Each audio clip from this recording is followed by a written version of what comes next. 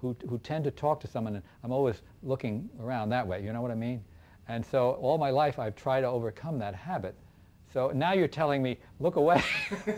Gonna get me back into bad habits again. What was the value of Vaughn Taylor to NBC? Why was he used so often? What was so great about Vaughn? Well, in the early days, Right. he was reliable. He was a professional. He never caused any, he was not temperamental, he never certainly was any problem to any director. He was a quick study. I didn't forget his lines. He was, and he was versatile. He could play any character that you wanted him to. And he was good at comedy or at serious stuff. He just blended and he just worked perfectly. And, you know, I was always making him up as some different old person, usually. You said there was a great quick... He was like a member of a stock company. Right. And which was what was going on around NBC? Exactly, yeah. You mentioned Count of Monte Cristo as well. Oh. Mentioned off camera, but Count of Monte Cristo is a quick change that's famous. Talk about that. Well, it's a mishap, which of course happened. One of the kind of fun things about television was remembering the things that went wrong. And we all had them. I never got caught on camera, but I came close to it a couple of times. And there were many stories about stagehands getting, I mean, there was a famous one about Morris Evans doing To Be or Not to Be, and a stagehand appears behind him scratching his rear end or something very vulgar. And I would say that was upstaging at its, at its finest. Anyway, the story that amuses me is a production of Count of Monte Cristo, which was in the era of the beginning of taping instead of live. So the basic story is all live. And to refresh your memory in the old story, our young hero is innocent of any crime, but he's thrown into this horrible prison on this island, this rocky island called the Chateau d'If. And in the prison, he becomes acquainted with an old prisoner who is in the cell next to his, who actually tunnels out a block of stone so they can communicate. Well, of course, a passage of time occurs. Well, so he goes into this prison, of course, as a good-looking, handsome, clean-shaven young man, and all the actions are very abbreviated, but in some small intermission, he had to be made to look at least all bearded and hairy. So the makeup artist had to effect this quick change of putting him in a long wig and a grubby beard and mustache. In the hassle, and I know what a hassle it can be, in the hassle, somehow the mustache blew out of sight. It disappeared. And there was nothing for it. It's a live show. They had to go on, and in the next scene, here he is with a clean-shaven upper lip and this big mangy beard. Well, in that scene, the old guy dies.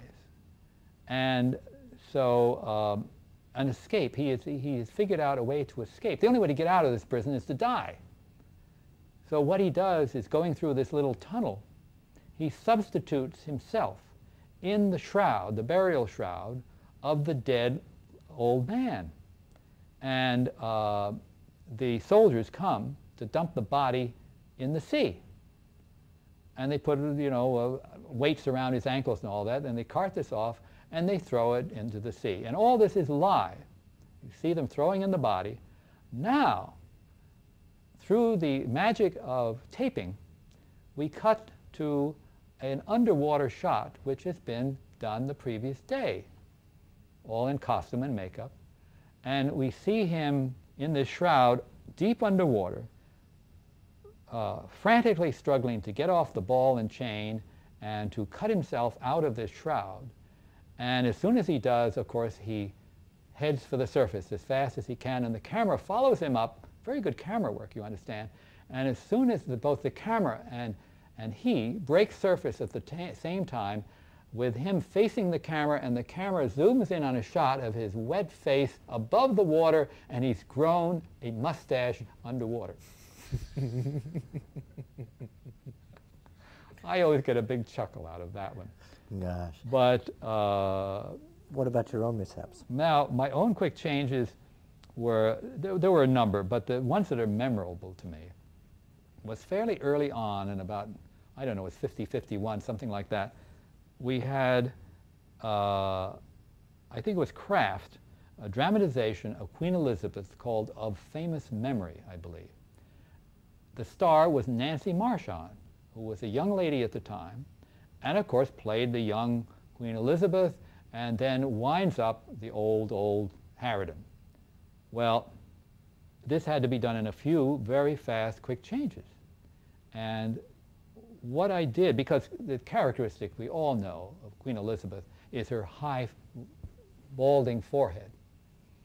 So what we did was at the very beginning of the show, I put a plastic bald pate, I mean just on the front of her head, which covered up her own hair. And then we put a big curly hairpiece on top of this that blended in with the rest of her curled hair. And for the young scenes, we simply positioned it in its normal position. So the hairline with this curly piece was, you know, where it should be, over this plastic cap. As she got older, we simply kept sliding it back, back, back. It was a very simple device, and this is the sort of thing you had to figure out. The other thing was, for the final big change, I had to give her, this is a young lady with a thin face, and I had to give her some jowls and stuff to make her look old. And oh yes, and Queen Elizabeth, well, we think of Queen Elizabeth as Bette Davis playing the part, with heavy eyelids. So I had some false eyelids, but they were made, this is before my foam latex era, so they were made in that crazy stuff that I put on Vaughn Taylor that nearly fell off. And I have some of these kind of gelatinous pieces made that will fit on the sides of her face. And, and so in our last big change, during a commercial minute and a half or something like that, I'm slapping these things on and the wig goes up and she has this big ruff put on and the costume change. All this is done very fast. Unfortunately, we didn't get all the time we could have had. We missed, maybe 20 seconds or more, because the floor manager cued us out too quick. We were relying on him to give us every second possible. And so it worked, but it could have been better. I learned from that early experience not to trust the floor manager. And I learned that in doing quick changes, that I had to be allowed to use it up to virtually the last 2 or 3 seconds. I had to be able to work up to that time and then out. And I'll tell you about that later. But anyway, the quick change that was the most disastrous one I ever had was with an actor named Dane Clark. And this was a few years later, I guess. And here's this was a film about a boxer, not the one where I was in the ring, but this is a story told kind of backwards. We start off at present day when he is an absolute failure and a bum. And all of this hinges on the fact that he supposedly, at the top of his career, threw a fight and was disgraced and disbarred and all the rest of it. So here he is a bum, and I use my Eddie Sen's trick of the KY lubricant with black in it to make him all dirty and bummy and everything like that. And then after that scene, I simply wiped it off because we go now to a prior scene, which is his last job as a bartender. And in that scene, a patron, drunken at the bar, insults him. And in a rage, he jumps over the bar and pummels this man to the floor. And of course, naturally is fired. Well, they did this in rehearsal, and Dane got hurt a little bit. It was quite a feat jumping over this bar and landing on top of this other guy. And when he came to do it live on the air, a couple of things went wrong. What starts it is the patron has one of those long, tall beer glasses, those conical things, and he's supposed to throw the beer in Dane's face. Well, he misjudged, and he actually hit him. he hit him with the edge of the glass and cut the bridge of his nose. So that even before he got out of the scene, I could see blood starting to come up. Well, then Dane, of course, jumps on him, pummels him, and now goes, without any break, walks right into a scene again earlier, a prior scene, in which he's sitting in his apartment breakfast room, having breakfast with his wife, who, of course, leaves him later. But so we go back to that. And, of course, Dane runs into this scene, sits down at the chair, and perspiration is just pouring off his face, and blood is trickling down his nose. Of course, I see this, and I have wiped his face as he goes by. That's all I can do. But as he sits, both blood and sweat are coming up copiously. I run into the makeup room, which is right nearby, fortunately, and grab a styptic pencil, come tearing back in. The scene is still on at the breakfast table. I run over to the bar set, which is dead because I haven't wet the styptic pencil. You have to put it in water. There's a glass of water, half drunk, on the bar. So great, I swish this pencil in there quickly, styptic pencil, and wait for Dane, who comes out now rushing to another set. I wipe his face and go dab the styptic pencil on the blood to stop it, which it does. But as he charges by the bar, he's thirsty. He picks up the water that I have already put the styptic pencil in, which is alum and very drying, and he takes a drink. Immediately tastes there's something wrong, but it's too late. He spits out what he can. It's too late. I mean, it was just a bad luck thing all along. Then he charges on to another set. A little later, we come to the big climax. I think it was only an hour show. It wasn't very long. What's supposed to happen is, well, you see him go into the ring in his boxing trunks, which he had underneath his clothes. So he got out of his clothes, goes into the ring boxing trunks. We hear all the noises of the fight. And he comes out of this. When this is over, he is supposed to appear dressed and going home after the defeat. But to show that he really fought, which is the whole point of this story, that he didn't throw the fight, that he was really beaten. His face is supposed to be brutally beaten, all swollen up and puffy.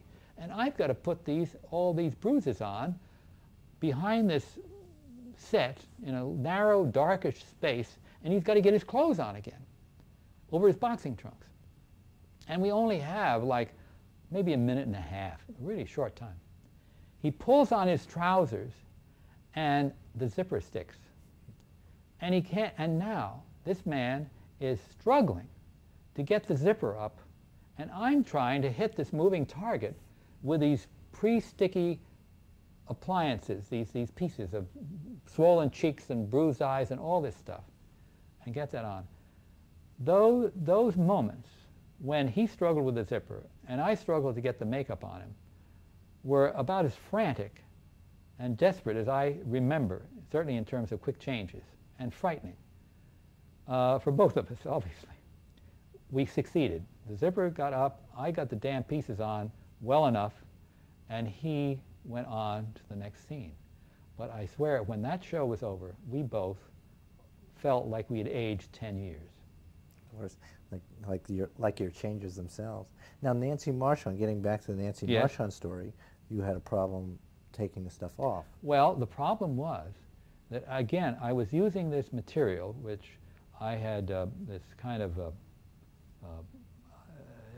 it's actually called a hot melt vinyl, because you can melt it. And this vinyl material is very soft and mushy and flesh-like. But gluing it is very, very difficult. And I had found a medical adhesive that seemed to glue it. Spirit gum would not. So, but it was the first time I was using this thing. And of course, to clean it off, I went to a drugstore and I got some adhesive remover for medical appliances. And I tried it. You know, I tried it on my hand or something like that. Yeah, it cleaned off the adhesive fine. What I didn't realize was that on the skin, which is more porous in a way, more sensitive, that if the skin was at all irritated, it burned very strongly. Well, Nancy had to go through a dress rehearsal. We had to clean all this stuff off, that heavy makeup at the end. and then do the live thing. And in the process of scrubbing, not scrubbing, but no matter how gently I try to remove that sticky adhesive for another go at it, her face became so sensitive that when to put on another drop to clean it up again was like fire. And the only way she could tolerate it at all, and she was a wonderful sport, was that I put a hairdryer on with cold air in order to evaporate the stuff as fast as possible and to cool off the burning sensation. I never again, I felt so bad, to this day, I feel bad that I hurt her like that. And after that, I never put anything on an actor's face without seriously testing it on my own face to make sure that there wasn't some unforeseen problem. Mm. How do you keep so cool under the pressure? Did you ever feel like it's just like maybe a little too much? Well, I don't know. I guess you just do it. You have to do it. That's it. I tell you what's worse. What's much worse, that's more terrifying to me than those things. In the era of special makeup effects, which I got into, it started in a way, a special effects makeup artist may work for months preparing some crazy thing where he's invented a new process, done it several times. Now comes the day, and the studio has spent maybe $500,000 to prepare for this in time and labor and cost. You come onto the set, let's shoot it, and you start, and something goes wrong, something unanticipated. And here you are, holding up a production. Possibly, I've had it happen when they were leaving that night out of town. They were going away to another location. It had to be done. The sun was going down. Here you either produced or you didn't produce. And can you imagine, if you didn't produce, the cost to the film, the waste of money, of this disappointment, this mistake, this what a failure, real failure, thousands of dollars failure. That kind of pressure. Now that's pressure, and it's happened to me twice, and I nearly collapsed. The film itself, though, eventually will work and get made. On live TV, if you make a mistake, it goes out in front of 8 million people who see it all being bad. True. And that pressure must have been enormous. Oh, sure, it was bad. But on the other hand, there was more tolerance in live TV. Definitely. I mean, people kind of, that was one of the wonderful things about live TV. You knew it was spontaneous. If something went wrong, I don't know, I think the audience, in a sense, found it merely proof that this was live. You were giving something, it was like seeing a theater performance. Or if someone, my God, mistakes have happened in theater, actors go up in their lines, all kinds of embarrassing things. They do a whole scene with their fly open. Hal Holbrook did that once. Mark Twain Tonight. I mean, there he is, the only guy on stage. So, I mean, but it compensated for things like that, and I think I felt it too, as well as other people, that if that happened, you'd done the best you could, and it was just happened. But there's no excuse. When you're talking about a multi-million-dollar film and a big effect for which you were supposed to be the great specialist, creator, whatever, and you screw up, that's unforgivable. Yeah. That's what I feel. Did the pressure ever get to you? Was there ever a moment in live TV where the pressure got to you? Oh, yes. But not often. But it happened on exactly one of those circumstances. I was called in by David Cronenberg. He wanted to redo the last part of Scanners, a special effects scene, where there's kind of mind control between a duel between two people with mind control. And the bad guy supposedly destroys the good guy. Okay. I created a series of effects to illustrate this. Physical effects that would happen with a face kind of blowing up and veins and blood popping and various things like that. And one of the effects was that blood would flow down into veins, arteries, in a forearm and hand, and they would kind of swell up and bleed. And I had made this device out of a plastic that I had used before successfully. But of course, I made these things and had to store them for about a week before I went to Toronto to shoot this thing. What happened was the plastic stuck to itself eventually, knitted together again where I had these blood passages. And so when the blood was pumped in, the passages were blocked. And what was happening was, in the place where it entered, I was getting literally an aneurysm. I mean, a big balloon of blood that was pumped in under pressure had no place to go. And I had several of these appliances, but I tried two. And they were, each one was blocking up. And there were some other things that went wrong. After working on these things for hours and not being able to solve the problem there on this location, away from my shop or anything, I became so exhausted I couldn't go on. I'm staggering around on the set. My mind is not working. I am feeling so hopeless that I'm not thinking anymore. I'm not functioning. And I hated to admit it. And it was partly age. But I hate, because of that reason, I hated to admit it. But I had to turn to Cronenberg and saying, I've got to take a break. I am just so exhausted. I mean, having to fly up to Toronto didn't help any either. But anyway, I had to say, I can't go on. And he was understanding and nice. I went and crashed. I went into a trailer or something with a bed, and I fell down on the bed like that. And woke up in about an hour and felt refreshed and got a hold of myself again and went back and solved the problem.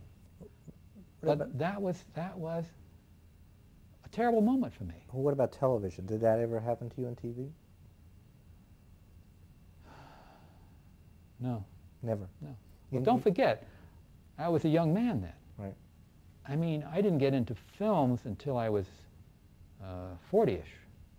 Even in films, at that age, I mean, in television, hell, I was working like, 20 hours a day sometimes, and I could take that. But my constitution in later years, it just doesn't have the vigor of a young person. Did you see a lot of drinking around NBC because of the pressure? No. No. No. If I did, I wasn't aware of it. Mm-hmm. But you never felt from a moment that the pressure was too much for you at any point? You could, no. Did you have an outlet for the pressure when it got a little higher? Was there anything? Could you go disappear and play piano? I'd go. What could you do? I'd kick the waste paper basket or throw something and break it. I had a bad temper, incidentally. Mm-hmm. I had a kind of reputation. And sometimes I think I had, at that time, because of my eating habits, I had hypoglycemia in those days, and which means simply that my blood sugar would fall on me very badly. And then I would suddenly feel very cranky and so forth. But that happened later in my life, perhaps in NBC. But in any case, I would then flare up for some stupid little nothing reason and maybe throw something, never at anybody. But I remember there was a mark on the wall of the makeup room where we did The Exorcist that my colleagues loved to point at and make fun of me. Dick did that. He threw that at me. Now, in, let's say, the early days, let's see, there was a show called Hourglass, which was the first variety show on NBC. Did you do any work on that? I don't know. I might have. I don't remember it. Was that a show where Burt Lahr appeared with his toupee? Oh, that! Oh, that was one of the, I never forget that, but I didn't know what it was called. Uh-huh. He did his old woodchopper act, an old vaudeville act. It's wonderful. God, I'd give anything to see it again. Well, I'll tell you what it looked like, because I loved it. It was so simple.